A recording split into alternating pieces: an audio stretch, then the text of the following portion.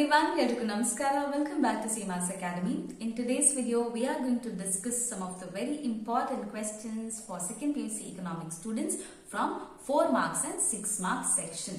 So, ತುಂಬಾ students ಕೇಳ್ತಾ ಇದ್ರಿ ಮ್ಯಾಮ್ 4 ಮಾರ್ಕ್ಸ್ ಮತ್ತು 6 ಮಾರ್ಕ್ಸ್ ಗೆ ಇಂಪಾರ್ಟೆಂಟ್ ಕ್ವೆಶ್ಚನ್ಸ್ ವಿಡಿಯೋ ಅನ್ನ ಯಾವಾಗ ಮಾಡ್ತೀರಾ ಅಂತ. So finally there is a video for important questions on second PUC economics. So ಈ ಲಿಸ್ಟ್ ಆಫ್ ಕ್ವೆಶ್ಚನ್ಸ್ ನಾನೀಗ ಏನ್ ಹೇಳ್ತೇನೆ, ಸೊ ಎಲ್ಲ ಕ್ವೆಶ್ಚನ್ಸ್ ಅನ್ನ ನಾನು ನಿಮ್ಮ ಬ್ಲೂ ಪ್ರಿಂಟ್ ನ ಪ್ರಕಾರವೇ ಹಾಕಿದ್ದೇನೆ. Okay, so this is purely according to your blueprint 2023. So ಇದನ್ನ ಪ್ರಿಪರೇಟರಿ ಎಕ್ಸಾಮಿನೇಷನ್ ಗೆ ರೆಫರ್ ಮಾಡಬೇಡಿ. ಪ್ರಿಪರೇಟರಿ ಎಕ್ಸಾಮಿನೇಷನ್ಸ್ ಗಳಿಗೆ ನೀವು ಯಾವ ರೀತಿ ನಾರ್ಮಲ್ ಆಗಿ ಸ್ಟಡಿ ಮಾಡ್ತೀರಾ ಅದೇ ರೀತಿ ಸ್ಟಡಿ ಮಾಡಿ. ಬಟ್ ಫೈನಲ್ ಎಕ್ಸಾಮಿನೇಷನ್ ಗೆ ನೀವು ಈ ಕ್ವೆಶ್ಚನ್ಸ್ ಗಳನ್ನ ರೆಫರ್ ಮಾಡಬಹುದು. Okay, you can refer 100% you can refer it for the final examination because it is according to your blueprint itself. So blueprint video ಯಾರೆಲ್ಲ ನೋಡ್ಲಿಲ್ಲ, already blueprint analysis ಅನ್ನ ಮಾಡಿದ್ದೇನೆ. So you can check out this video also. And last year ಇದೇ ರೀತಿ video ಮಾಡಿದೆ 4 marks and 6 marks important questions ಅಂತ ಹೇಳ್ಕೊಂಡು. So students ಮತ್ತೆ ಬಂದು ತುಂಬಾ ಕಮೆಂಟ್ ಹಾಕ್ತಾ ಇದ್ರು ದಟ್ ಇಟ್ ಹೆಲ್ಪ್, ತುಂಬಾ ಹೆಲ್ಪ್ ಆಯಿತು ಅಂತ ಹೇಳ್ಕೊಂಡು ಕಮೆಂಟ್ಸ್ ಹಾಕ್ತಾ ಇದ್ರು. So this year also I am making an attempt to help you all with your studies. So there is a list of questions. Let us see the list of questions. And video ಕೊನೆಯಲ್ಲಿ ನಾನು ಒಂದು 2 chapters ಅನ್ನ extra ಅಂತ ಹೇಳಿದ್ದೇನೆ. So ಸಾಧ್ಯ ಆದ್ರೆ ಆ extra chapter ಗಳನ್ನ, ಆ ಎಕ್ಸ್ಟ್ರಾ ಕ್ವೆಶ್ಚನ್ಸ್ ಗಳನ್ನ ಕೂಡ ಕಲ್ತ್ಕೊಳ್ಳಿ. ಯಾಕಂತ ಹೇಳಿದ್ರೆ ಕೆಲವೊಂದು ಬಾರಿ ಒಂದು ಚಾಪ್ಟರ್ ನಲ್ಲಿ 6 ಮಾರ್ಕ್ಸ್ ನಿಂದ ಪ್ರಶ್ನೆ ಕೇಳಬೇಕು ಅಂತ ಹೇಳಿರ್ತಾರೆ. 4 ಮಾರ್ಕ್ಸ್ ಸೆಕ್ಷನ್ ಅನ್ನ 4 ಮಾರ್ಕ್ಸ್ ನಿಂದ ಯಾವ ಕ್ವೆಶ್ಚನ್ ಅನ್ನ ಕೇಳೋ ಹಾಗಿಲ್ಲ ಅಂತ ಬ್ಲೂ ಪ್ರಿಂಟ್ ಅಲ್ಲಿ ಇರುತ್ತೆ. ಆದ್ರೆ ಈ 6 ಮಾರ್ಕ್ಸ್ ಕ್ವೆಶ್ಚನ್ಸ್ ಅನ್ನ ಮಾತ್ರ ನೀವು ಕಲ್ತ್ಕೊಂಡು ಹೋಗಿರ್ತೀರಲ್ವಾ ಅವಾಗ. ಬಟ್ ಆ 6 ಮಾರ್ಕ್ಸ್ ನಲ್ಲಿ ಅವರು 4 ಮಾರ್ಕ್ಸ್ 2 ಕ್ವೆಶ್ಚನ್ ಅನ್ನ ಕಂಬೈನ್ ಮಾಡಿ ಹಾಕ್ತಾರೆ. ಸೊ ಅದನ್ನ ನೋಡ್ಕೊಂಡು ಆ ದೃಷ್ಟಿಯಿಂದ ಒಂದು 2 ಚಾಪ್ಟರ್ಸ್ ಅನ್ನ ಎಕ್ಸ್ಟ್ರಾ ಕಲ್ತ್ಕೊಳ್ಳೋದು ಒಳ್ಳೇದು. ಸ್ವಲ್ಪ ಎಕ್ಸ್ಟ್ರಾ ಕ್ವೆಶ್ಚನ್ಸ್ ಅನ್ನ ಕಲ್ತ್ಕೊಳ್ಳಿ. Okay, now without wasting much time, we'll directly move into the list of important questions. Okay, now let us see this set of questions. Now 6 marks questions. First, this is from chapter theory of firm under perfect competition. So ಈಗಾಗಲೇ ಹೇಳಿದೆ ಎಲ್ಲ questions ಅನ್ನು ನಿಮ್ಮ blue print ನ ಪ್ರಕಾರವೇ ನಾನು ready ಮಾಡಿದ್ದೇನೆ ಅಂತ. So these are the questions from the question bank it self. Okay, so blue print ನ ಪ್ರಕಾರವೇ ಇದನ್ನ ಹಾಕಿದ್ದೇನೆ ಇಲ್ಲಿ. ಸೊ ಇಲ್ಲಿಂದ theory of firm and perfect competition 6 marks ಗೆ ಒಂದು ಪ್ರಶ್ನೆ ಕೇಳಬೇಕಂತ ಹೇಳಿದ್ದಾರೆ. ಸೊ ಇರೋದೇ 3 ಕ್ವೆಶ್ಚನ್, ಅದನ್ನ ಕಲಿಯಿರಿ. Okay, first one is explain the short term supply curve of a firm with the help of diagram. So graph ಇರುತ್ತೆ ಇದರಲ್ಲಿ. Second one explain total revenue and average revenue of a firm under perfect competition with the help of diagrams. ಇಲ್ಲಿ ಕೂಡ diagrams ಇರುತ್ತೆ. So ಹೆಚ್ಚು ಬರೆಯಕ್ಕೆ ಏನು ಸಿಗಲ್ಲ ನಿಮಗೆ, diagrams ಅನ್ನ ಮಾಡಿ. Third one explain market supply curve with the help of diagram. ಇದು ಕೂಡ ಡಯಾಗ್ರಾಮ್ ಇರುತ್ತೆ. ಸೊ 3 ಕೂಡ ಡಯಾಗ್ರಾಮ್ ಅನ್ನ ಕರೆಕ್ಟ್ ಆಗಿ ಕಲ್ತ್ಕೊಳ್ಳಿ ಅಂಡ್ ಒಂದ್ ಸ್ವಲ್ಪ ಎಕ್ಸ್ಪ್ಲನೇಷನ್ ಅನ್ನ ಕೂಡ ಸ್ಟಡಿ ಮಾಡ್ಕೊಳ್ಳಿ. 6 ಮಾರ್ಕ್ಸ್ ಆರಾಮ್ಸೆ ಸಿಗುತ್ತೆ. Okay, then next one is chapter 5 market equilibrium ಇಂದ ಮೈಕ್ರೋ ಎಕನಾಮಿಕ್ಸ್ ಇಂದ ಇದು the 4th question, that is explain the simultaneous shifts of demand and supply in the perfect competition with the help of diagram.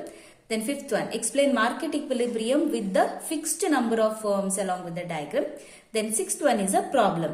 ಈ ಪ್ರಶ್ನೆ ಬಂದ್ರೆ ಅಂತೂ ಇನ್ನೂ ಸುಲಭ ನಿಮ್ಗೆ. ಇಟ್ಸ್ ಅ ಪ್ರಾಕ್ಟಿಕಲ್ ಪ್ರಾಬ್ಲಮ್ ಅಲ್ವಾ, ಟೈಮ್ ಕೂಡ ತುಂಬಾ ಕಡಿಮೆ ತಗೊಳುತ್ತೆ ಅಂಡ್ ತುಂಬಾ ಈಸಿಯಾಗಿ ಇದನ್ನ ಸಾಲ್ವ್ ಮಾಡಬಹುದು. ವಿಡಿಯೋಸ್ ಹಾಕಿದ್ದೇನೆ regarding all of this. I think you can check out.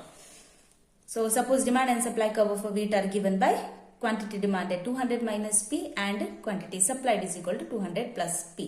So equilibrium price ಅನ್ನೆಲ್ಲ ಕ್ಯಾಲ್ಕುಲೇಟ್ ಮಾಡುವಂತದ್ದು. Okay, so this is also very easy question. So ಇಲ್ಲಿಂದ ಕೂಡ ಒಂದು ಕ್ವೆಶ್ಚನ್ ಅನ್ನ ಕೇಳಬೇಕಂತ ಹೇಳಿದ್ದಾರೆ 6 ಮಾರ್ಕ್ಸ್ ಗೆ according to blueprint. So ಈ 3ರಲ್ಲಿ ಒಂದು ಕ್ವೆಶ್ಚನ್ ಬರುತ್ತೆ. ನೆಕ್ಸ್ಟ್ ನೀವು ಕಲಿಬೇಕಾಗಿರುವಂತಹ ಚಾಪ್ಟರ್ ಮ್ಯಾಕ್ರೋ ಎಕನಾಮಿಕ್ಸ್ ನಿಂದ chapter 2 national income accounting. So totally there are 4 questions for 6 marks. One is explain macroeconomic identities. 8th one, briefly explain expenditure method of measuring GDP. 9th one, explain a numerical example to show that all 3 methods of estimating GDP gives us the same answer. Idu kuda easy ide. Write down the limitations of GDP as an index of welfare of the country. So ಈ 4ರಲ್ಲಿ ಒಂದು question ಅನ್ನ ಹಾಕ್ತಾರೆ for 6 marks. ಇದನ್ನ ಕೂಡ ಥರೋವಾಗಿ study ಮಾಡಿ. Okay, then last chapter will be chapter 6 open economy. So ಇಲ್ಲಿ ಇರೋದೇ 3 ಕ್ವೆಶ್ಚನ್, ಇದರಲ್ಲಿ ಒಂದು ಕ್ವೆಶ್ಚನ್ ಬರುತ್ತೆ for 6 marks.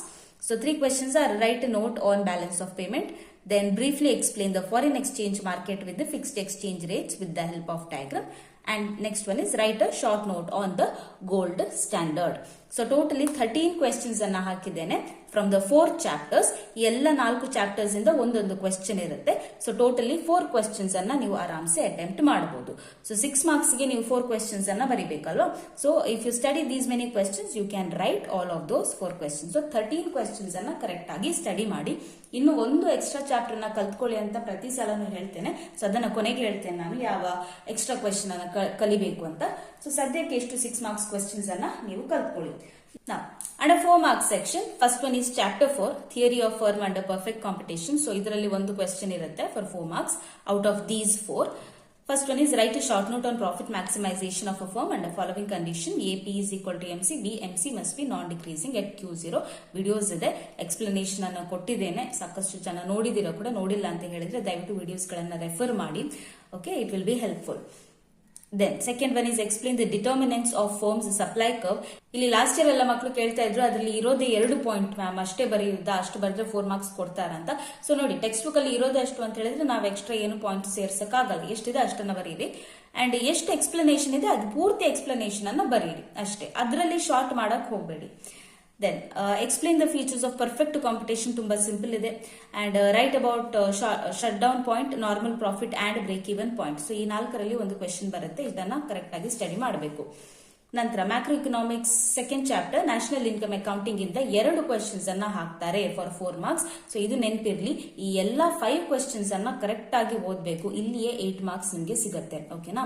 So write a short note on concept of final good, then explain circular flow of income of an economy, write a note on externalities, explain unplanned accumulation and accumulation with example, explain examples of planned accumulation and accumulation of inventories with an example. ಎಲ್ಲ 5 questions ಕೂಡ ತುಂಬಾ easy ಇದೆ.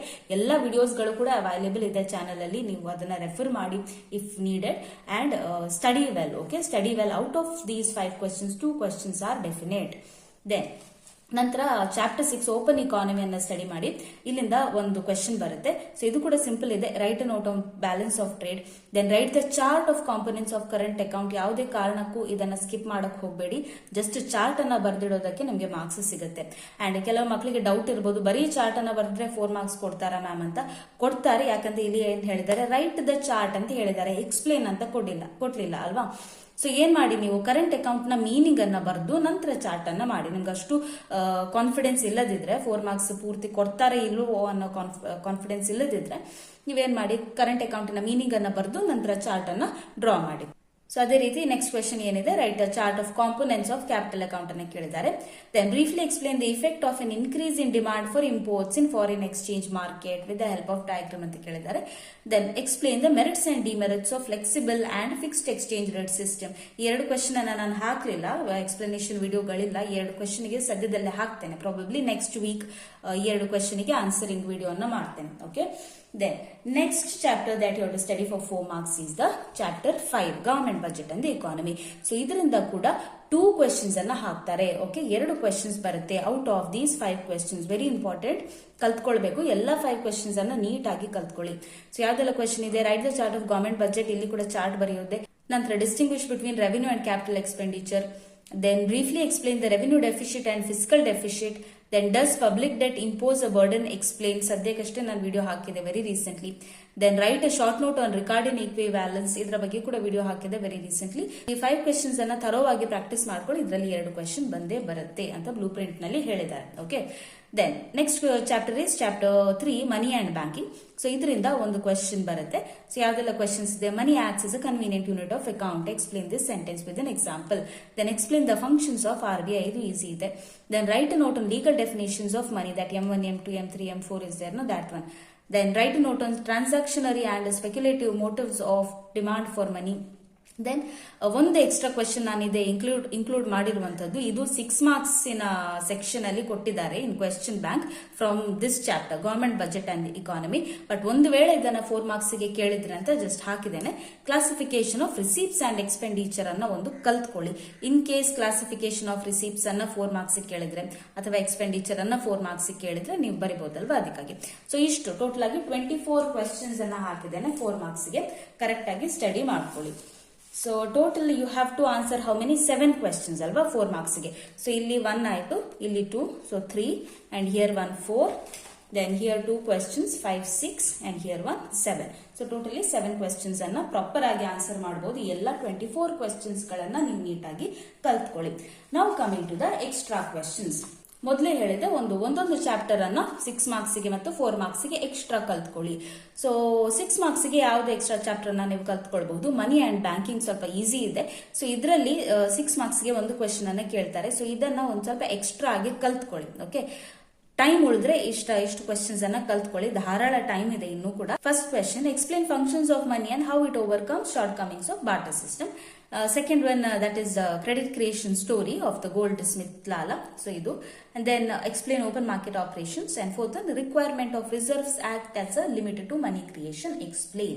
So ಈ 4 questions ಅನ್ನ extra ಓದ್ಕೊಳ್ಳೋದು ಒಳ್ಳೇದು. Okay, then for 4 ಮಾರ್ಕ್ಸ್ಗೆ extra ಯಾವ್ದು ಓದ್ಕೊಳ್ಬಹುದು. Introduction chapter ಇದೆಯಲ್ಲ, first chapter, ಅದರಲ್ಲಿ ಇರುವಂತಹ 5 ಕ್ವೆಶನ್ಸ್ ಅನ್ನ ಕಲ್ತ್ಕೊಳ್ಳಿ. ಇದರಲ್ಲಿ ಒಂದು ಕ್ವೆಶನ್ ಬರುತ್ತೆ ಅಂತ ಹೇಳಿದ್ದಾರೆ. And it is easy also. Usually production possibility frontier ಅನ್ನ ಕೇಳ್ತಾರೆ, ಅಥವಾ ಸೆಂಟ್ರಲಿ ಪ್ಲಾನ್ಡ್ ಇಕಾನಮಿ ಅಥವಾ ಮಾರ್ಕೆಟ್ ಇಕಾನಮಿಯನ್ನ ಕೂಡ ಕೇಳಬಹುದು. ಸೊ ಇದನ್ನ ಕಲ್ತ್ಕೊಳ್ಳಿ. Briefly explain how the family, farm, weaver, teacher can use their resources to fulfill their needs in a simple economy. Briefly explain production possibility frontier. Briefly explain central problems of an economy. ಇದನ್ನ ಕೇಳುವಂತ chances ಕೂಡ ಇದೆ. Write a short note on centrally planned economy. Write a short note on market economy. So ಇಷ್ಟು ಈ 2 chapters ಅನ್ನ extra ಕಲ್ತ್ಕೊಳ್ಳಿ. Okay, despite of the other questions. So ಏನು 13 questions 6 marks ನಲ್ಲಿ and 24 questions 4 marks ನಲ್ಲಿ ಹೇಳಿದ್ನೋ ಅದನ್ನ ಬಿಟ್ಟು ಈ 9 ಕ್ವೆಶನ್ಸ್ 9 ಕ್ವೆಶನ್ಸ್ ಅನ್ನ ಕಲ್ತುಕೊಂಡ್ರೆ ಒಳ್ಳೇದು. ಓಕೆನಾ? So yes, that is all for your important questions for second PUC economics. I hope you liked it and also found it useful.